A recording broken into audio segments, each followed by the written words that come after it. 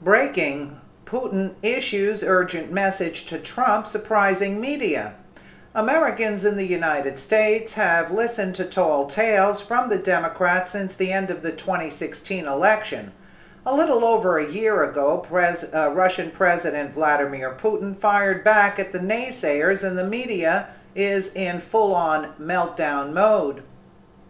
President Donald Trump is wrapping up his first tour of Asia since winning the election last November. The latest stop is Hanoi. Vietnam gave the president the chance to elaborate on the Russian collusion rumors.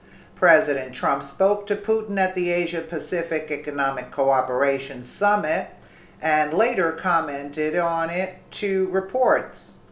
He said that Putin absolutely did not meddle in our election, according to CBS News. When the president spoke of his conversation with Putin, he made one thing clear: he has no interest in dwelling on this topic and wasting more time and resources on a baseless claim. He said he absolutely did not meddle in our election. He did not do what they are saying he did, President Trump said when speaking of Putin. The interview occurred on Air Force One while the president traveled to Hanoi. Now that he only has one stop left, the trip is coming to a close, and he is starting to speak about what he learned on his trip.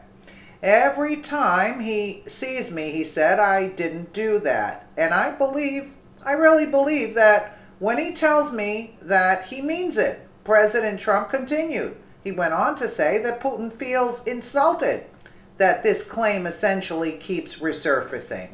President Trump went on to describe how he believes that these rumors coming from Democrats put up an artificial barrier.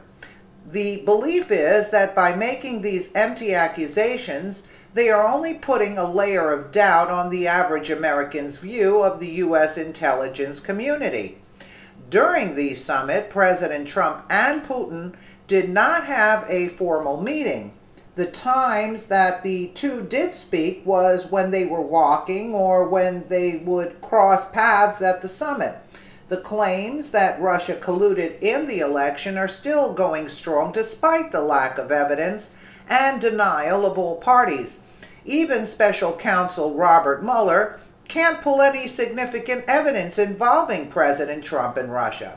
In fact, the first indictment came out from that group from Paul Manafort, his business partner, and sights are likely being set on the Podesta group next.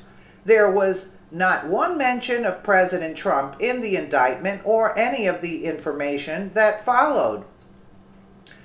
The results are a group of Americans asking, what collusion? The main reason is because the special counsel was designed solely to sniff out Russia interference in the election.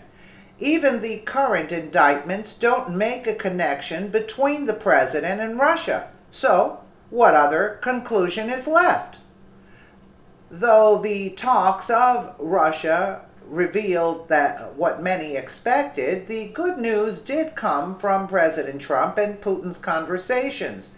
According to the president, they reached an agreement on principles for the ravaged Syria. Absolutely.